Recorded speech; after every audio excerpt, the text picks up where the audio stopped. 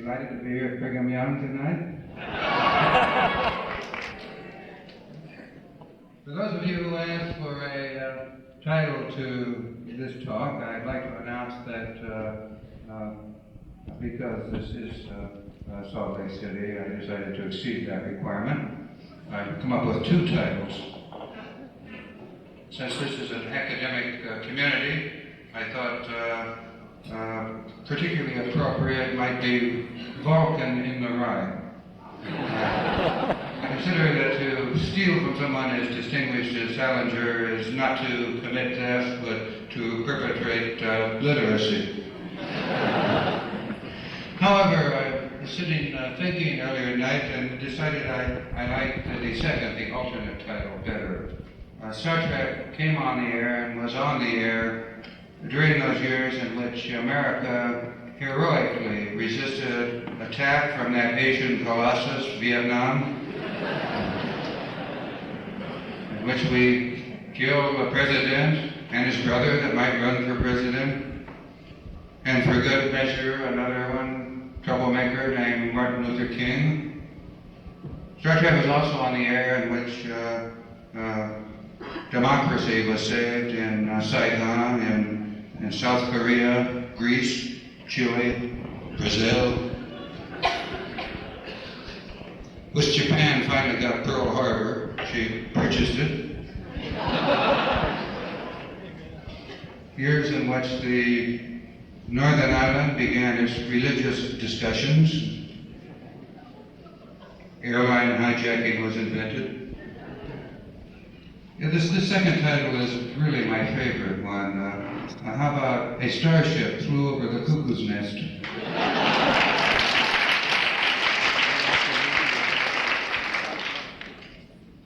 Now, having settled title, I face the problem of how to start these comments. I find a strange variation in what audiences expect me to be. As you may know, in some circles, I'm known as the great bird of the galaxy. Man who created a whole new universe, and on the seventh day, he wasn't even tired. Now, at the other end of the spectrum, it's equally frightening. And not a few circles, such as NBC and Paramount and other places, the title is simply Crazy Gene. A nut, probably a communist, who turned his back on a promising career writing American westerns to write science fiction for a group of other nuts. There is a third area. My wife, who you've seen on the screen, saw a few minutes ago being grabbed by Dr. McCoy. Sees me in a third image. She sees me as a traitor to show business. As you know, Major was an actress who spent much of her life hearing that sleeping producers is the road to success. She's fond of pointing out that since she began sleeping with me and married me, she's gone from starring roles to bit parts. I majorly put a note on this. Boy, wise ass. And as far as you being a writer, only a hack would start the next sentence, but seriously, folks. But seriously, folks. My purpose here today is not to amuse you, and I'm sure there will be those of you who feel I've kept faith with that. My reason for coming here is I recently discovered that I have an enormous affection for the academic community. I discovered this affection rather suddenly last year when, to my great surprise, I found Boston's Emerson College giving me an honorary doctorate. Now, it was not the honor that I cared for, it's the practical advantage. An honorary doctorate may have limited use in an academic community. In the hands of a Hollywood producer, it can be an awesome weapon. In fact, within hours of been notified that I was to become Dr. Roddenberry, I had set physical examinations for 7 young actresses.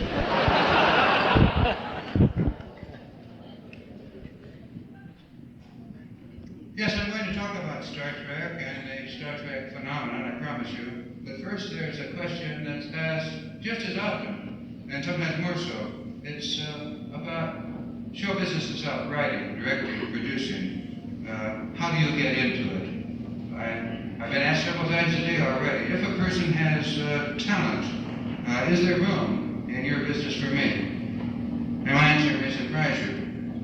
Yes, not only is there room, but there is an active demand for talent in most areas. I happen to believe that given reasonable intelligence and a very broad reading background, most people are at least potential writers, producers, directors. At least half the people I know in the entertainment field came there from places like business administration, accounting, law, the petroleum industry, and similar quasi-criminal activities.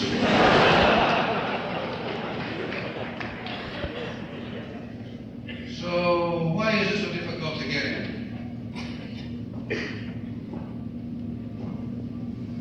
Coffee break I've had on this circuit. I think that you need to please. There are schools that would have seen I had an ounce of bourbon in that after the scare. Actually, the relationship here with the police and the bomb scare bears directly what I was going to talk about. We were developing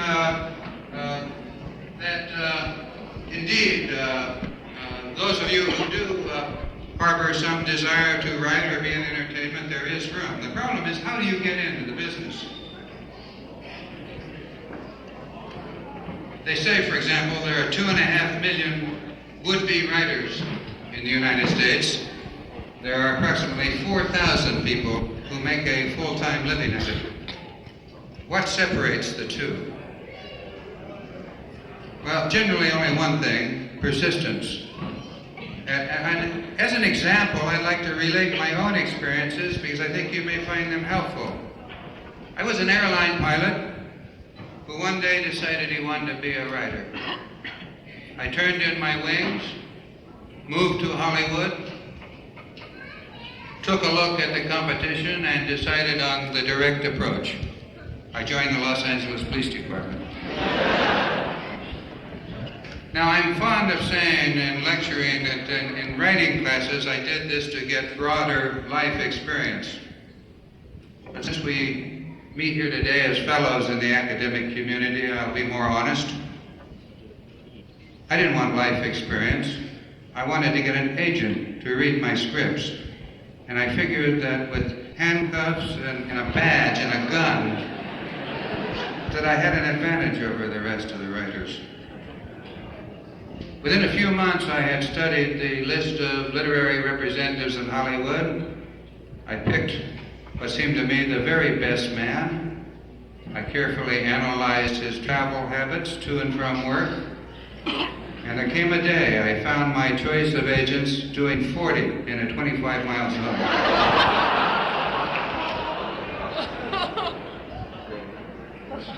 Now, I know that they say agents are cool, inhuman people, but I didn't find that to be so. I had no sooner taken out my ticket book and my pencil and happened to mention to this man my aspirations in the field of writing when I found that all of his life he had wanted to give a chance to a young writer.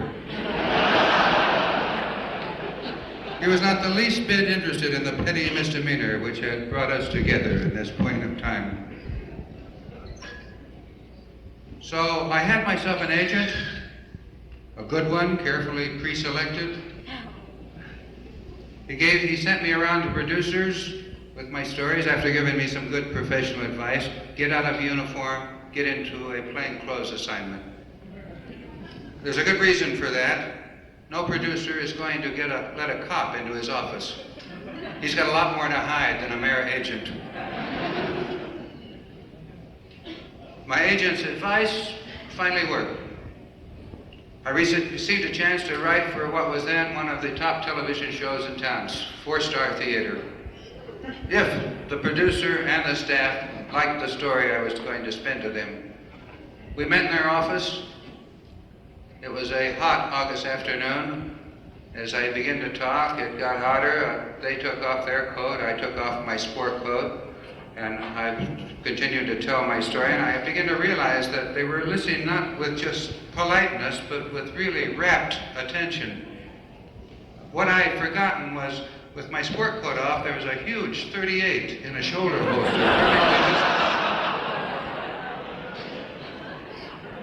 It was a new experience for 4-star. They'd never had a writer come armed to a meeting. I suppose you could say today I was making them an offer they couldn't refuse.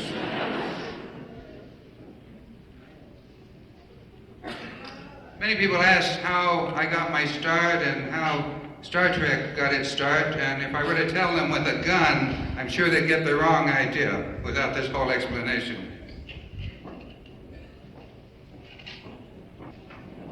Logic is fine, but it has nothing to do with show business, Mr. Spock.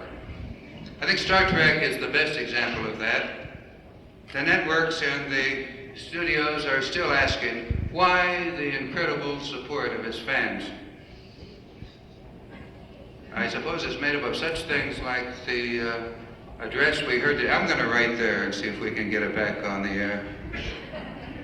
But why didn't it just simply die and go away like most self-respecting television shows do?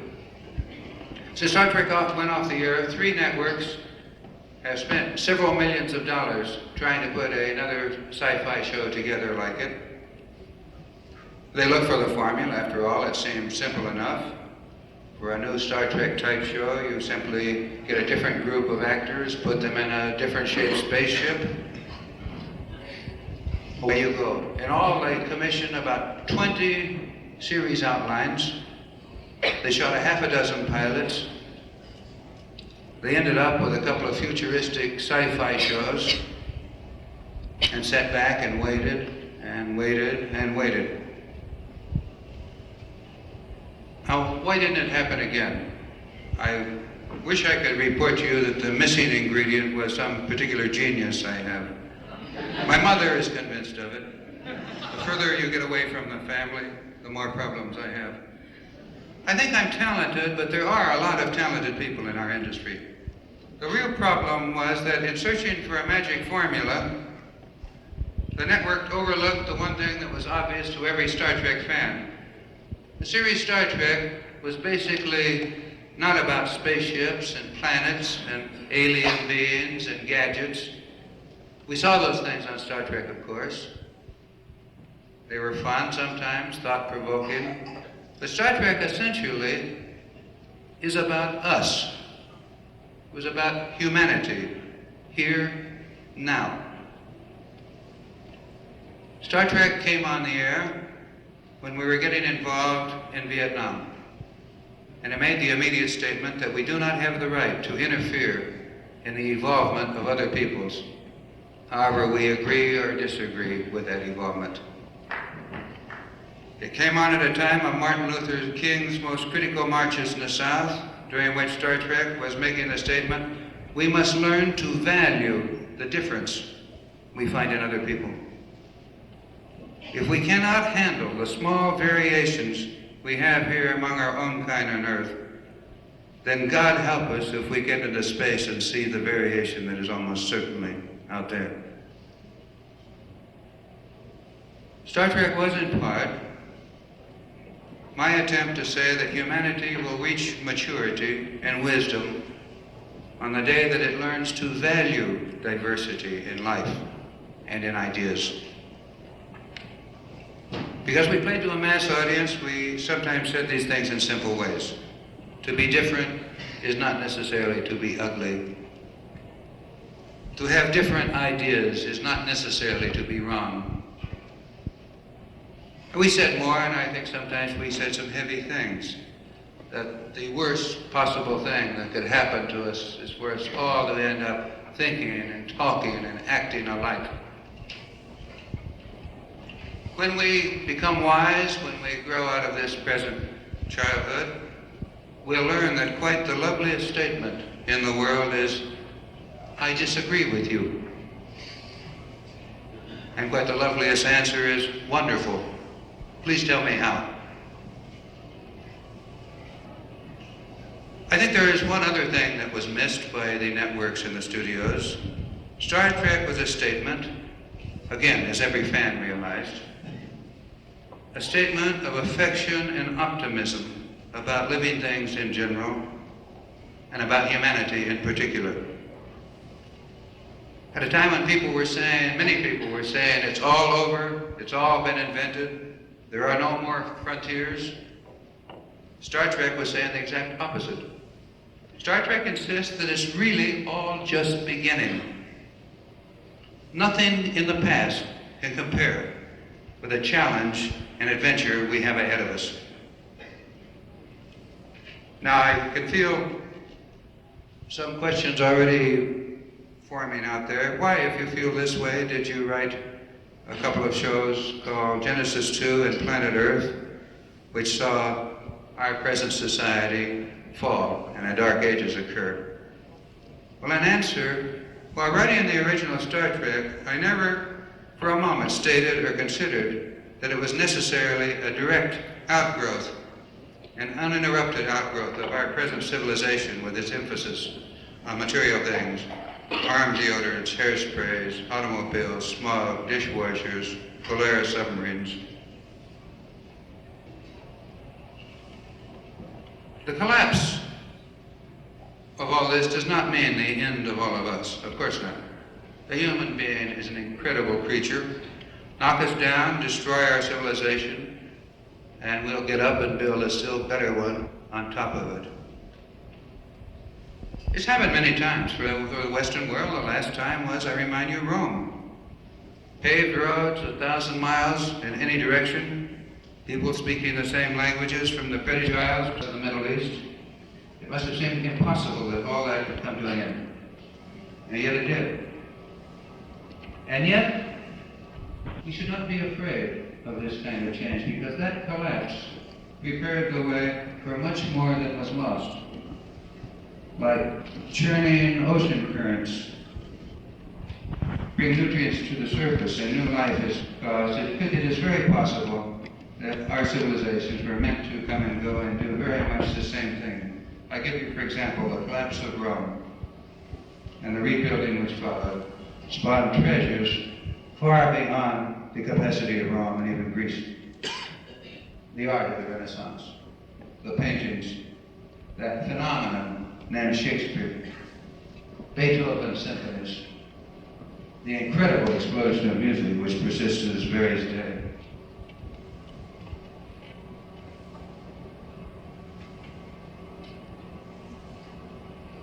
And of course it led to our present technology, which in little more than 15 years, or little more than 50 years, went from reliable steam trains to putting a man on the moon.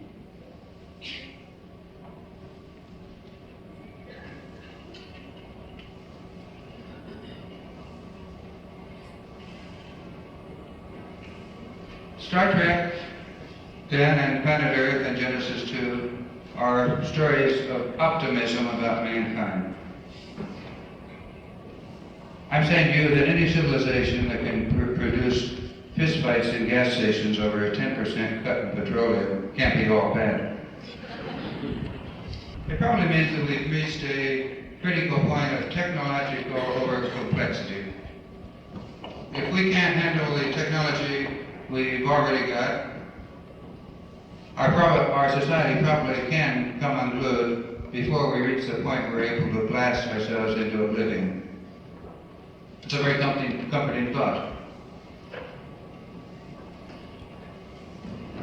It may mean that we'll get other chances until we finally perfect a civilization in which our power to love finally becomes as great as our power to kill.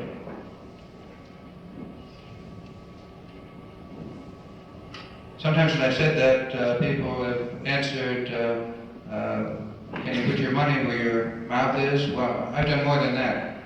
Major, my wife, despite her affection for the doctor, or maybe because of it, presented me with a baby boy 3 months ago. Thank you. Which is some surprise to my grandchildren.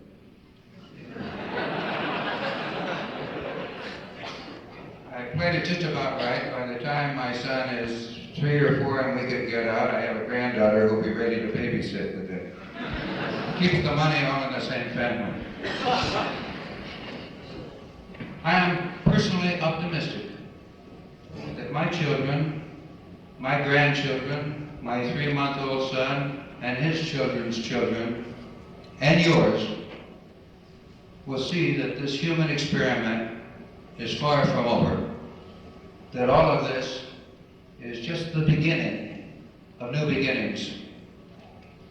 When I jotted down these thoughts, I was reminded of William Faulkner's statement when in Stockholm, wearing, incidentally, the first dress suit he'd ever owned in his life, accepted the 1949 Nobel Prize in Literature. Faulkner said, "I believe that man will not merely endure, he will prevail. He is immortal, not because he alone among creatures has an inexhaustible voice, but because he alone among creatures is capable, because he has a soul, a spirit capable of compassion and sacrifice and endurance."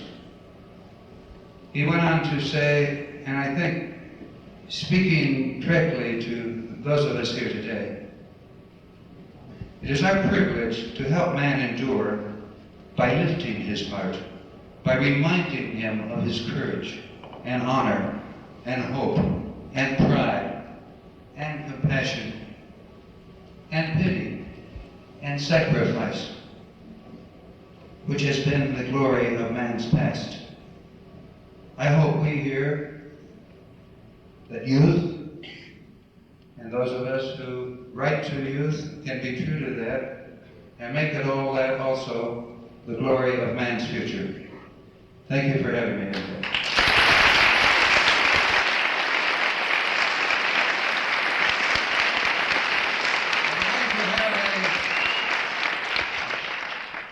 I like to divide this up into a question period because I go on the theory that anything I forgot to say almost certainly will be asked at university. Now, if I can get a couple of people partway back to relay the questions from the back, I'll pick some here. And can I get a couple of volunteers with good voices back there? Fine, there's one. We'll certainly feel we'll get someone else. Questions on Star Trek, society, Watergate, sex? And one I agree with. I disagreed with the suggestion that some mysterious thing from the tablet taught man to use a stick or a bone as a weapon and a tool. I think more scientifically that was part of the development of his hand and the opposable thumb, that it followed physical development. I think what Kubrick was saying, though, however, is was using this perhaps as a symbol to talk about other life that has come before and how they relate to us. I'm sure that he must have, that Clark must also have been conscious of something that's troubled him for a long time. How come all of the species on Earth have the same genetic code system? Isn't it likely if there was a porridge pot which cast out light, that there would be numerous types of species come out of that with numerous genetic codes? There are some who believe that, and I think Kubrick was suggesting the possibility that life was planted here on Earth. And the plant, of course, the seed, in the early seed of the small organisms had the genetic code which has persisted through all of our organisms. And it's an interesting thought, and it's not at all impossible. It's interesting that man, from its very beginnings, has always had this concept of God out there who put us here. Wouldn't it be strange if this was another example of a legend that many people have turned away from, finally find that it contains a very deep historical truth.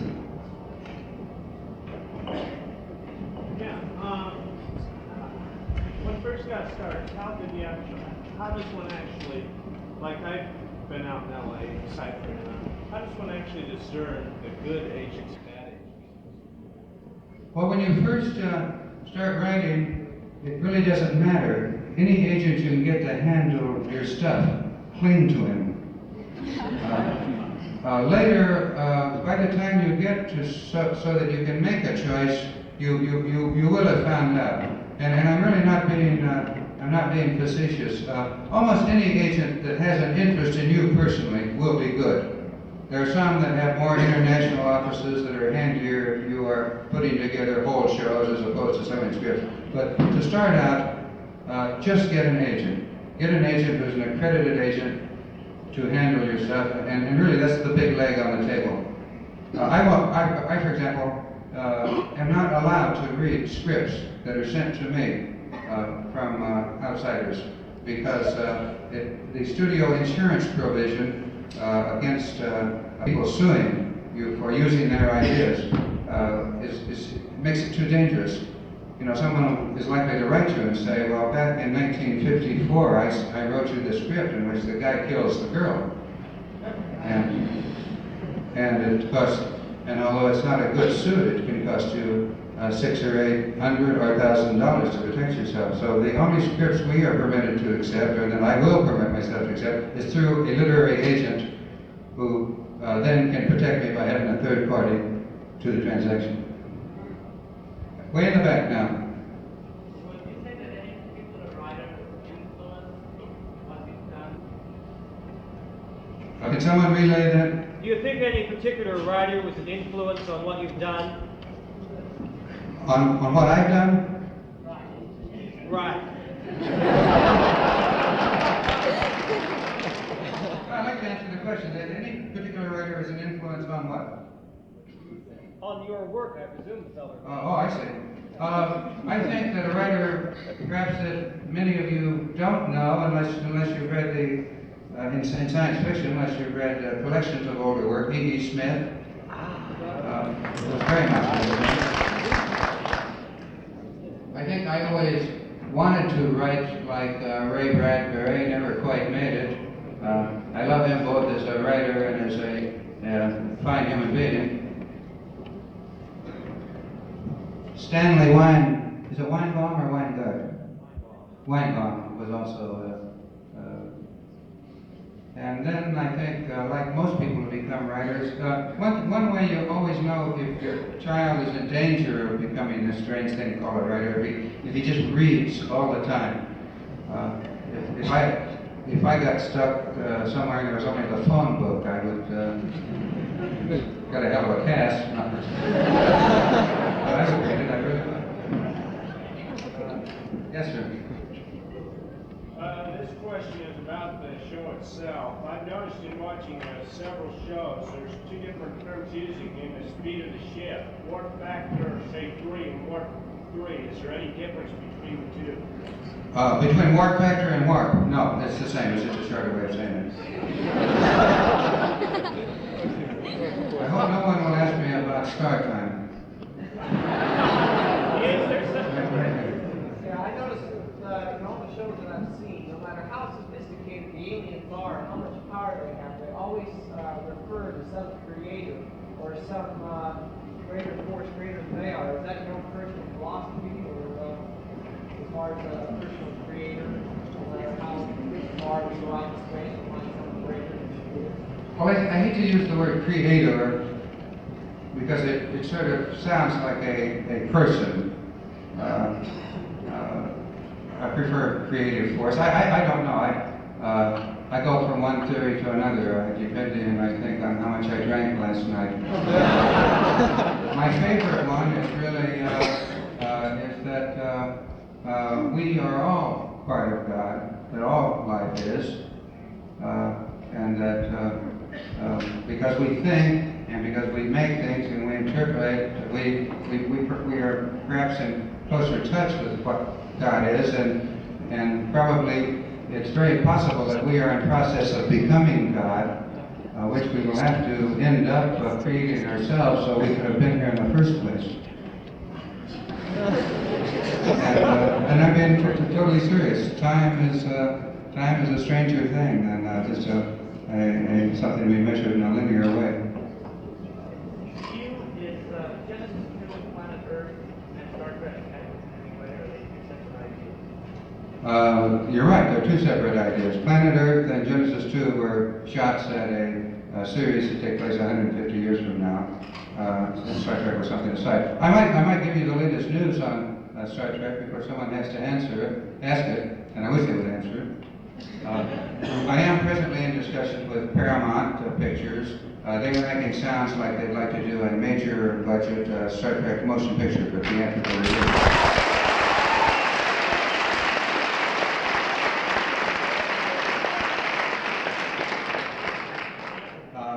We may or may not. The last time you made me an offer, it involved quite a bit of money on the promise that I would go away and let the motion picture people do it right. Which I refuse to do. Because Star Trek I love, it's my baby. But they seem to be more serious this time. They asked, is there any possibility to get Star Trek back on as a series, which was nice that they should ask. I said that if we had a major budget motion picture and could build all the sets and costumes and ship models and interiors and all those things on the motion picture budget, then from a budget point of view, a television series is then quickly possible. The only thing that we would have to then resolve is network control and the ground rules. I will not do a Star Trek ripoff. I'm too fond of the series and too fond of the fans to take advantage of them. But if we do a movie and if they give me the creative control guarantees that mean it will not turn out looking like $6 Million Man and so on.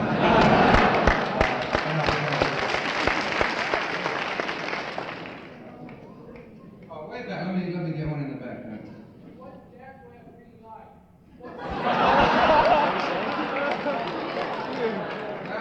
My wife knows better than I do. I took Major away from Jack Webb by a simple investment. She had a dinner date with him, and I decided it was time to limit her circle of acquaintances. And I had 4 dozen of the greatest roses I could think of delivered to Jack's house with her name and no other. By the time they finished arguing over this, she left in a huff, and they've never spoken to each other since. So it's quite a bit of money, but it's a good investment. I recommend it to you. Yes, sir. If they had a movie or a series back again, would you want to get the same cast again? Could you get that? Or would you want? When we talked, I said I thought it was imperative to have the same cast.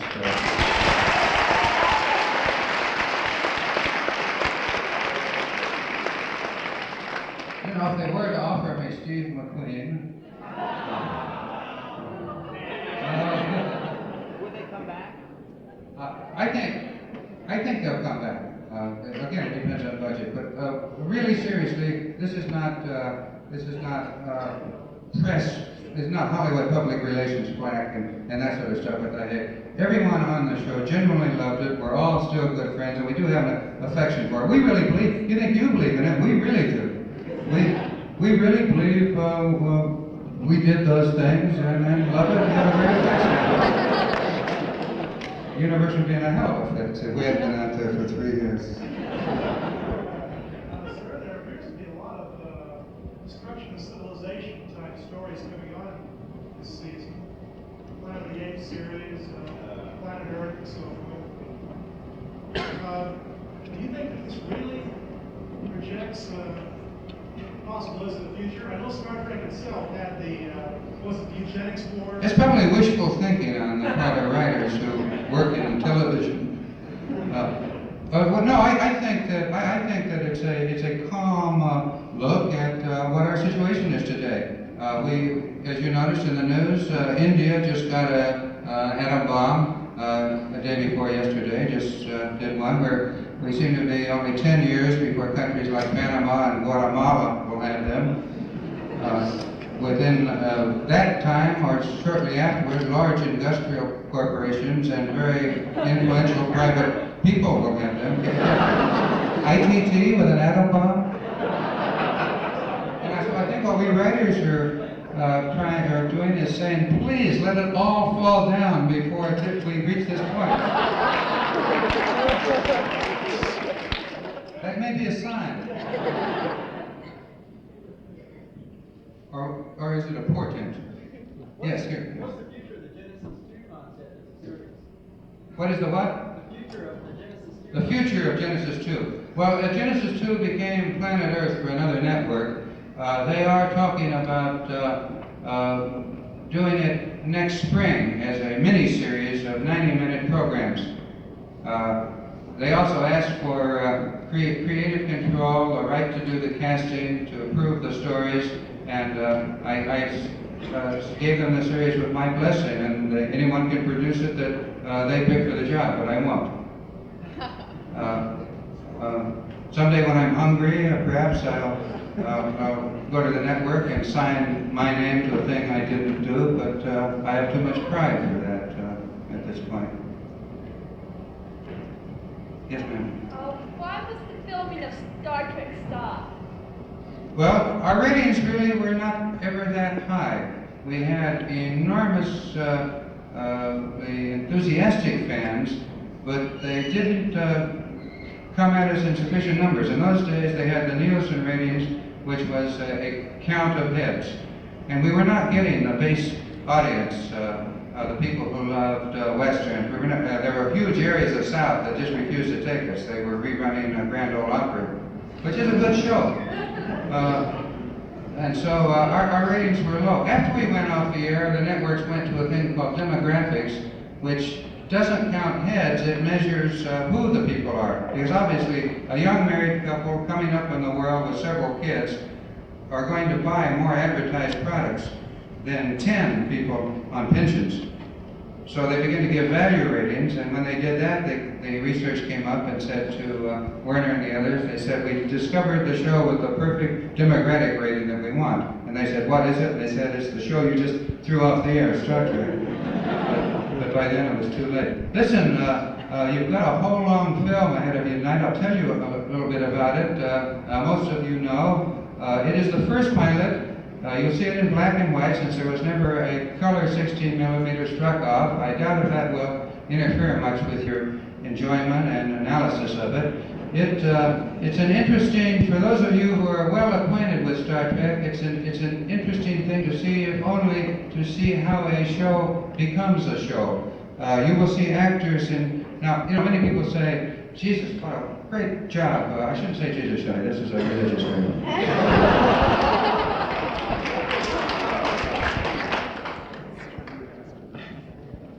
And he, of course, had nothing to do with religion. Of his day.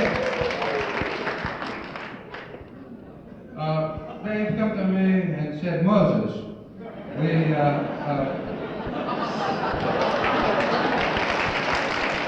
in my industry is thought of more often than Jesus.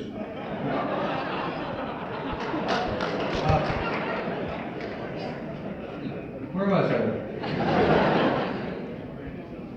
We were, people have often said, what a great job you did in doing the Spock character. Well, I would like to take credit for all of these things, but to be fair and really, what a writer does, a series creator, is he does the bare bones, the outline of the characters. Then directors and extraordinary actors like Leonard Nimoy come on and flesh it in. And they should get the credit for what they do, and they do it beautifully. Now, you changed characters slightly.